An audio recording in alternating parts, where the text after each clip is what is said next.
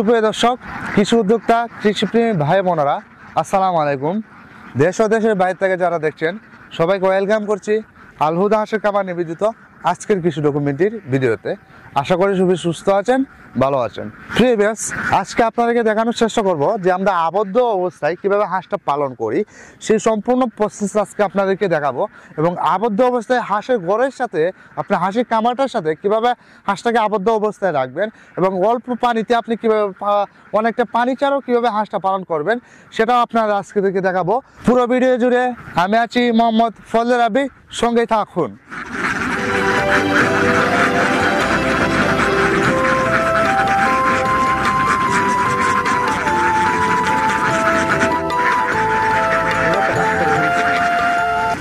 Previous তো আমরা যে আবদ্ধ অবস্থায় খামারে যে হাঁসটা পালন করছি, এই হাঁসটা কীভাবে পালন করছি সেটা আপনি সম্পূর্ণ প্রসেসটা আপনাদেরকে দেখাবো।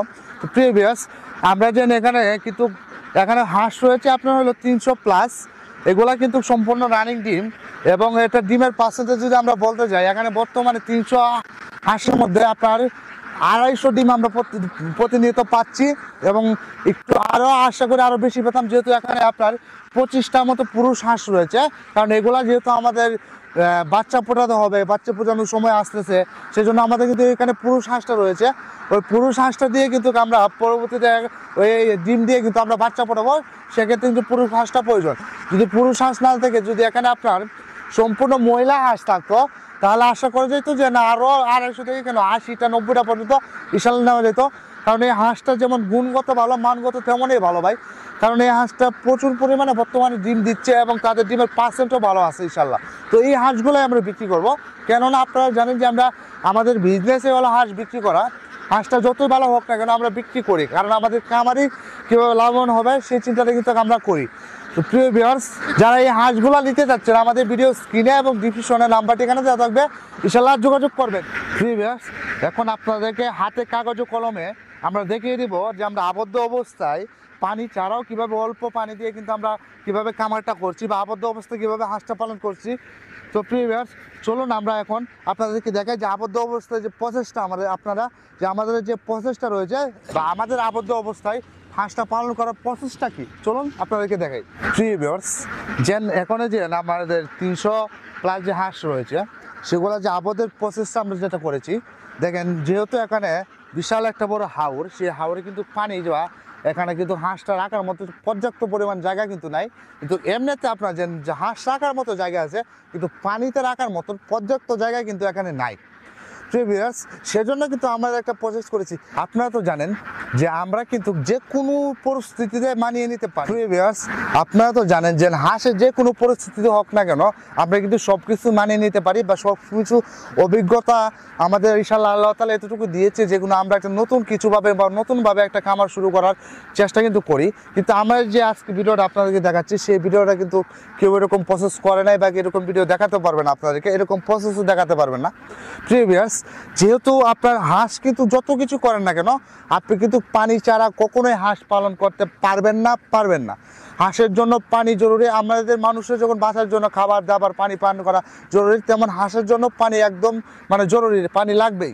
প্রিভিয়াস আমরা সবসময় ট্রাই করি যাতে আপনাদের কাছে ইউনিক কিছু জিনিস নিয়ে আসার জন্য বা ইউনিকভাবে আপনাদের কাছে উপস্থাপক করার জন্য আপনাদের ইউনিক কিছু জিনিস দেখানোর চেষ্টা করি বা ইউনিকভাবে যে হাঁসটা কীভাবে পালন করবেন সেটা কিন্তু আমরা দেখানোর চেষ্টা করি।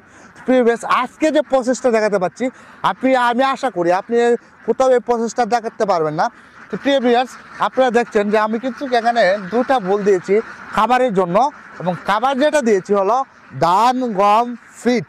এবং যেহেতু শামুক তো এখন নাই, এখন বর্ষাকাল যেহেতু নাই, যেহেতু শামুক এখন নাই, কিন্তু আমরা ধান, গম, ফিড একটা মিশ্রণে কিন্তু খাবার বানিয়েছি। আমরা কিন্তু ধান, গম এবং ফিডের একটা মিশ্রণে কিন্তু একটা খাবার বানিয়েছি, যেখানে আপনার অল্প করেছি খাবারটা হচ্ছে আমাদের, কারণ সব কিছু মেনটেন করতে হবে। আপনার শুধু হাঁসটা যে পালন করবেন, হাঁস থেকে বেশি ডিম দিল ওইটা বিষয় না, আপনার খাবারটাও মেনটেন করতে হবে এবং যে খাবারের পিছনে আপনার কয় টাকা খরচ যাচ্ছে সেটাও কিন্তু আপনাকে মেনটেন করতে হবে, শুধু পালন করলে হবে না। আর যে পানি যে বিশেষ বিষয়টা, সেই বিষয়টা হচ্ছে আমি যেহেতু এখন আপনার এখানে পালনটা করছি, সেখানে আমি কিন্তু একটা ট্যাগ যেটা আছে, বড় পাতিল যেটা আছে, পাতিল আবার বড় পাতিল বা যে যেটাই বলেন না কেন, সেটার ভিতর কিন্তু আমি পানি দিয়ে রাখছি। এই পানিটা কিন্তু যখন হাঁসটা খাবার খাচ্ছে, খাওয়ার পরবর্তীতে কিন্তু ওই খাবার থেকে খাওয়ার পরে যখন পানিটা প্রয়োজন হচ্ছে, তারা কিন্তু এখানে আবার খাবারটা খাচ্ছে। পরবর্তীতে হাঁসকে দিনে একবার হলেও গোসল করানো জরুরি। যেহেতু আমার এখান থেকে অনেকটা দূরে, আমার জায়গা থেকে অনেকটা দূরে হাঁসকে গোসল করানোর জন্য, সেক্ষেত্রে আমি দিনে একবার ওইখানে নিয়ে গোসলটা করে আবার ওইখানে আবদ্ধ অবস্থা নিয়ে আসি। আমি গোসল করানোর জন্য এই জায়গায় কিন্তু অল্প ছোটো করে, যাতে আমি মনে করেন যে 100 করে হাঁস নিয়ে আমি গোসল করাতে পারি, এরকম একটা প্রসেস করছি, যাতে ওই হাঁসটাকে আমি গোসল করাতে পারি। হ্যাঁ, বাধ্যতামূলক আপনি যদি হাঁসটা পালন করতে হয়, তাহলে আপনার পানি প্রয়োজন, পানি লাগবে। পানি ছাড়া কিন্তু বিকল্প কোনো রাস্তা নাই, কখনো আসে নাই, ছিলও না। প্রিভিয়াস যে পানিটা কিন্তু আমরা পাতিলের ভিতরে রাখছি। পাতিলের ভিতরে রাখার কারণ হলো, ওই পাতিলটা থেকে কিন্তু হাঁসের গলা কিন্তু লম্বা, তারা কিন্তু ওইখান থেকে পানিটা আপনারা খাইতে পারে, নিজে অনায়াসে তারা ওইখান থেকে খাইতে পারে। তাহলে আপনি যত বেশি চিন্তা করেন না কেন, আপনি যদি খামার করার চিন্তা ভাবনা করেন, আপনার হাঁসের জন্য পানি আপনার লাগবে, সেটা যে কোনো বিনিময়ে দেন। হয়তো আপনার পুকুর লাগবে না, এমন না পুকুর লাগবে না, কিন্তু আপনার হাঁসের কিন্তু আপাতত কিন্তু আপনার পানি আপনাকে দিতে হবে, খাবারের সাথে আপনার পানি দিতেই হবে। তো প্রিয় ভিউয়ার্স, আমি কিন্তু কিছুক্ষণ আগে বলছিলাম যে আমরা দিনে একবার হলেও গোসল করানোর ট্রাই করি এবং গোসল করাই। তো এখন কিন্তু আমরা সেই সময়টা চলে আসছে, এখন কিন্তু আমরা হাঁসগুলোকে গোসল করানোর জন্য নিয়ে যাচ্ছি। তারা গোসল করে আবার কিন্তু এখানে আবদ্ধ অবস্থায় চলে আসবে। এখানে কিন্তু আমার কোনো লোক প্রয়োজন হয় না, এমনিতে জাস্ট খাবার মেনটেন করলে হয়, টাইম টু টাইম খাবারটা দিলে হয়। ইনশাল্লাহ এই আবদ্ধ অবস্থায় কিন্তু হাঁস পালন করা যায়। আপনারা যারা আবদ্ধ অবস্থায় হাঁসটা পালন করতে চাচ্ছেন বা চিন্তা ভাবনা করছেন, তারা কিন্তু আমাদের সাথে যোগাযোগ করে ইনশাল্লাহ আশা করি আপনি করতে পারবেন।